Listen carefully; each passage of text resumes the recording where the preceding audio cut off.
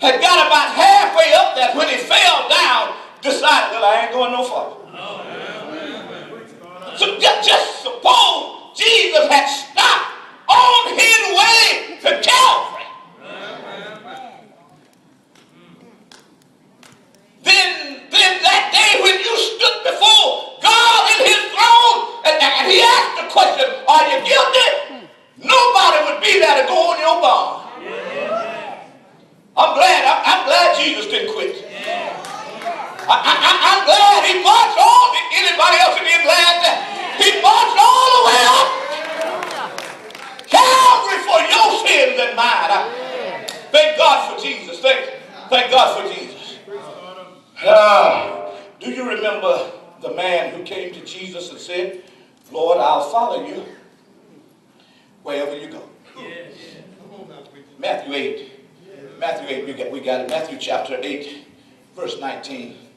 Verse 19, 20. Look at it. Matthew chapter 8, verse 19, 20. Look at this man. And it says here, Matthew 8, verses 19 and 20 says, and a certain scribe came and said unto him, Master, I will follow thee whithersoever thou goest. Now watch Jesus. Watch Jesus. Watch Jesus what it says. And Jesus saith unto him, the foxes have holes, and the birds of the air have nests, but the Son of Man hath not where to lay his what? Oh, in other words, if you follow me, you must realize there will be some difficult days ahead. Times when you won't have a place to sleep. Other times when you won't have nothing to eat. And there will be some difficult and discouraging days. But here's what you need to do. Put your hands in God's hands. I just stopped by to tell some folk this morning, listen, there's going to be some difficult days ahead of you. I'm looking at a lot of young folk in here.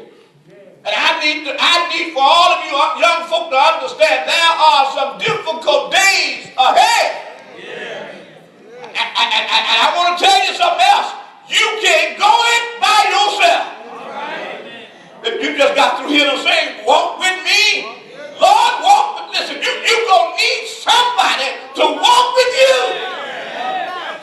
All along this journey, listen, I tell you right now, I know personally, life is not an easy task. There's going to be some rough days. You're going to have some sick days, some broke days, some lonely nights, some days when folk will turn their backs on you and you can't call a friend nowhere that they'll answer the phone. Put your hands in God's hands.